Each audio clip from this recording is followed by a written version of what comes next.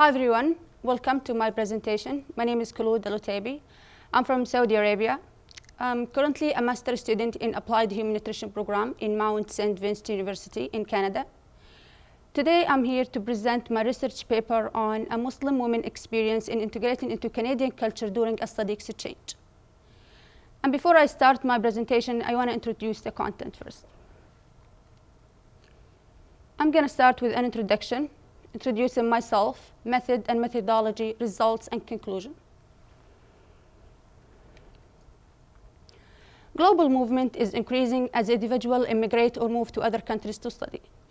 Those people go through a series of adoption and adjustment, which is defined as acculturation. The process by which a racial or ethnic group, usually a minority, adopt the practice of the host culture, such as religion, beliefs, language, and lifestyle. Biocultural identity integration is when the individual practices some of the norms of both the privilege and the ethnic culture. This type of identity has found to have higher psychological well-being and better physical health compared to the one who feels separated from the host culture. However, it's not always easy to integrate into a new culture and connect and bond with people from diverse backgrounds. So the aim of my paper was to explore my female Muslim identity in Canada, using my own experience in cultural integration. It shed light on my experience in socializing with Canadians and integrating into their culture. It is my hope that through sharing my own experience, others may reflect and learn from them. I chose to begin my paper with a metaphor of painting. I picture my life once I came to Canada as this canvas that has been painted on in Saudi Arabia with solid and stable color, which makes it hard to be erased or painted on in Canada. Through my presentation today, we are going to explore the complications, challenges, and the opportunities associated with the attempt of painting on a canvas that is not blank. So who I am? I came from a traditional rural Muslim community in Saudi Arabia. Islamic standard has always guided my life. I was raised on the Islamic rule of life, which entails treating others with respect and staying true to the prophets. I have 3 brothers and 2 sisters. I'm a wife and a mother of 2 sons, 6 and 3 years old. I have gained my bachelor degree in home economics in Saudi Arabia. My passion for education has always been supported by my family, especially my parents. I was given all possible opportunities to improve my education, such as the opportunity to gain a scholarship and study abroad. I'm also lucky because I have a husband who supports me. He's actually the one who suggested and encouraged me to continue my graduate study overseas. I'm also happy to share with you that I'm officially accepted in a PhD program in health in Dalhousie University. I'm going to start my PhD journey in January 2016. And finally, I'm a Muslim woman who respects her belief but honors others' choices. I believe in God and Islam and believe that moving to another part of the world doesn't mean that I have to give up my belief. So I continue to practice my religion by my choice and not by force. I love to discover new culture and connect and meet with people from different backgrounds and believe that cultural differences shouldn't separate us from each other. And from this perspective, I have gained Canadian friends and have attempted to immerse myself in Canadian culture.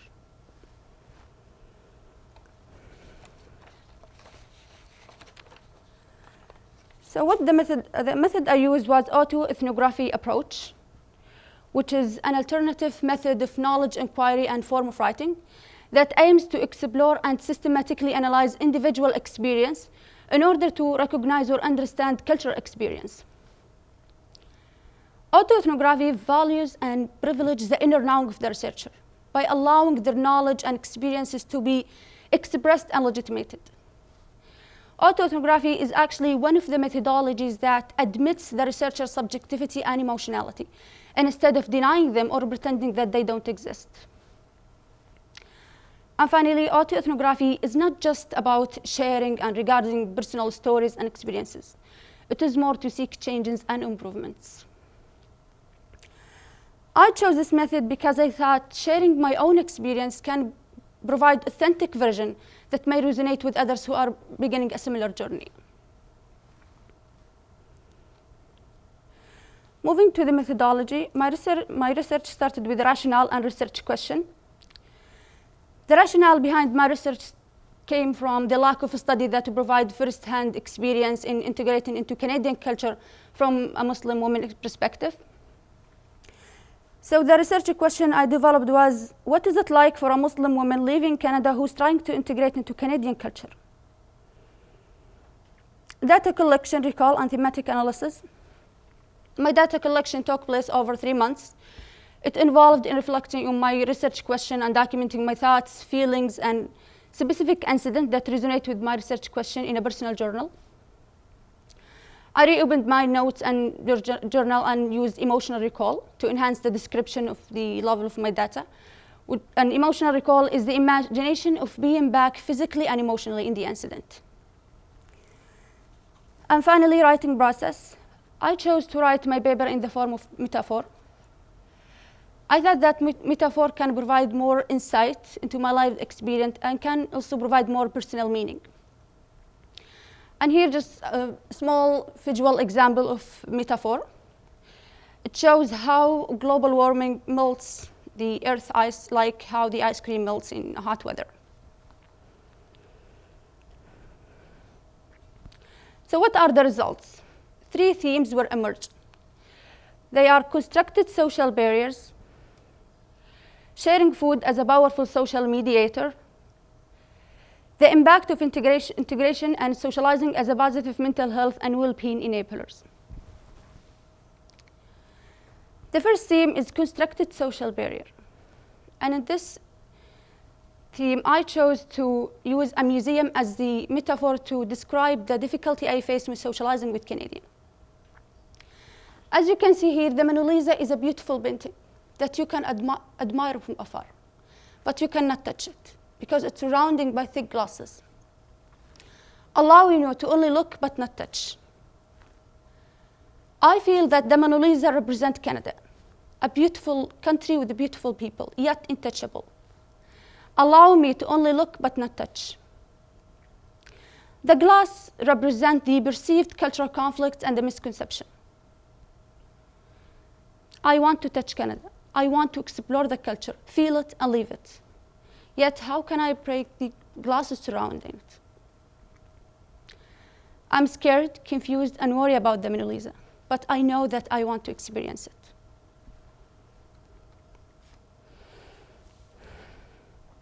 There are 2 concepts in this theme. The first one is cultural conflicts.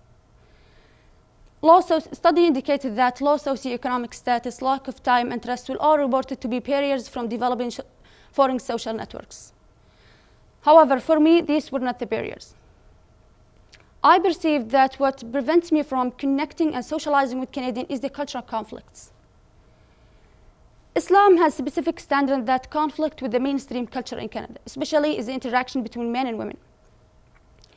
For example, in Islam, there is no physical contact between men and women unless they are relatives or supposed, and women are expected to wear hijab in the presence of men only. But in Canada, these are not the norms. Most of the events here are mixed gender, and women actually are expected to hug men or shake their hand as a way to show respect. When dealing with men, I have been in so many in-person situations, especially when it comes to handshaking. When men rush to shake my hand, the Canadian part of me says shake their hand, not just to show respect, but also to avoid being offensive. However, the Islamic part of me says no, don't shake their hand. If you do so, you will be neglecting your values and beliefs. I feel lost. I want to immerse myself in Canadian culture.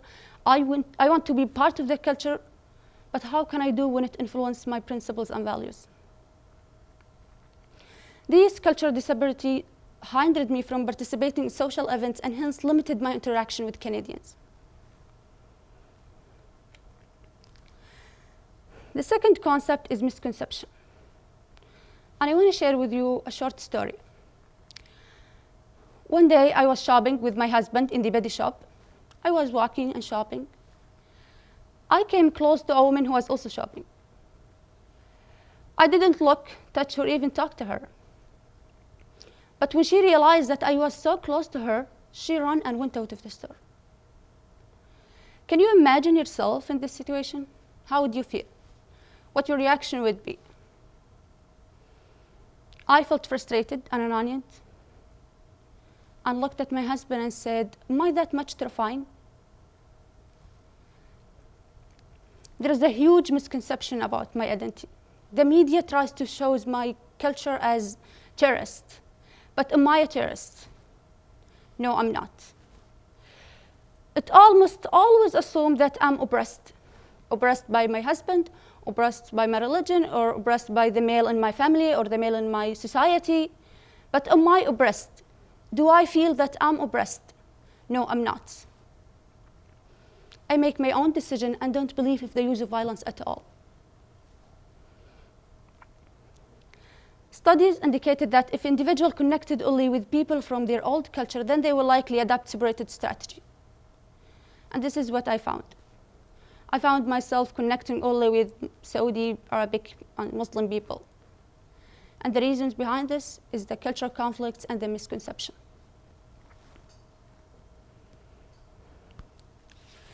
The second theme is sharing food as a powerful social mediator. And in this section, I visualize my experience in creating the proper opportunities to connect and socialize with Canadians as an artist who is trying to mix different colors to paint a canvas. A paintbrush has the ability to mix colors. This food has the ability to introduce and mix different cultures. To me, paintbrush simplifies the mixing of cultures through sharing of food. When you share food with your neighbors, with your friends, you begin the paintbrush journey to mix different colors and cultures.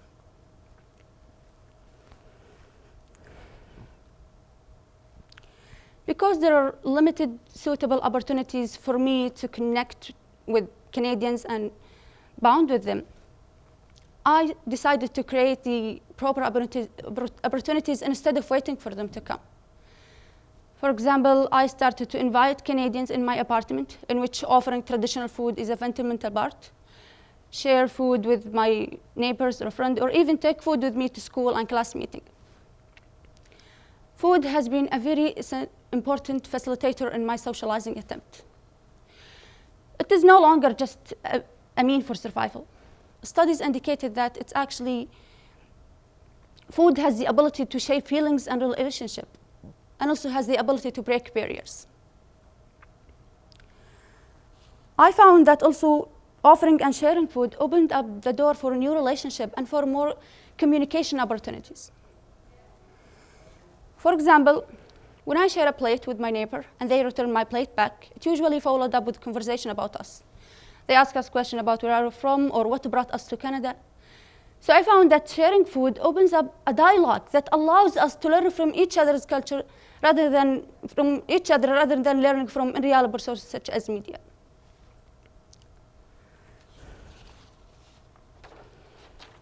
And one day I shared a plate with one of my neighbor, and I walked to find this plate in my door and a card beside it saying, "Our dearest neighbors, just a little thank you for your delicious food. Your gesture was so kind and generous. We are very lucky to live near you. We wish you all a very happy Valentine's Day." I see that we exchange love and respect through food.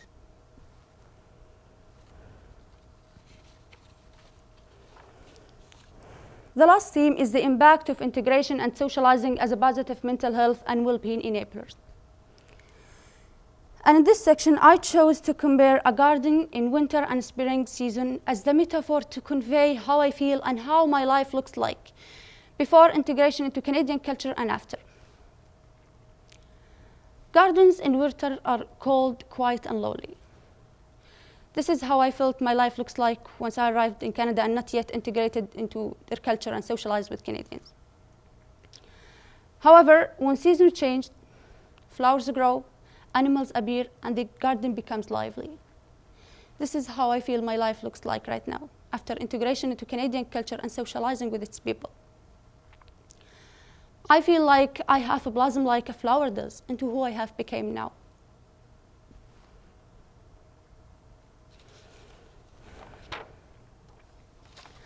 Literature indicated that if having friends from the host culture can facilitate the adoption process.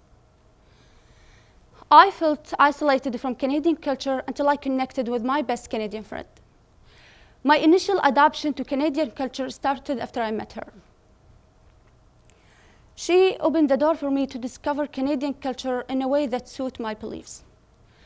For example, she has arranged an all-girl party for me to allow me to explore Canadian culture in a comfortable environment for me.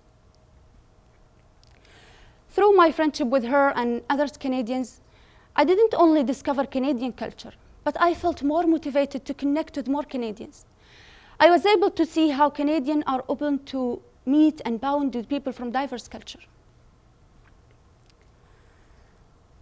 Through also socializing with and my friendship with Canadians, I found that my lifestyle and my eating habits has changed. A small example of changing my diet is cheese and crackers. In our culture, we eat cheese with bread and it's mainly in breakfast. When I came to Canada and found that people eat cheese with the cracker as snack, it was so weird for me. However, after I socialized with Canadians, now cheese and crackers is my best snack. And it's actually what I offer now to my Saudi friends when they come over to my apartment. Moreover, through my friendship with Canadians, I found that I have been comfortable being who I am. I found that the more I integrate into Canadian culture and socialize with them, the more I feel no need or force to change myself. I had feeling that I have to remove my face cover in order to have Canadian friends. But it turned out that I don't. I actually have many Canadian friends who support me and encourage me to keep doing it if this is what my authentic self tells me, which is. And finally, socializing with Canadians didn't only facilitate my adoption, but in fact, it has a huge impact on my psychological health and well-being. Feeling isolation added lots of stress and anxiety in my life.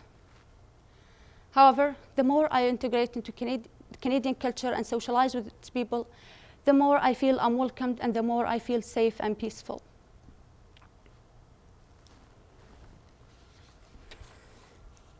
In conclusion, I learned a lot since arriving in Canada. But through autoethnography, I was able to reflect on my own experience and learn more about myself.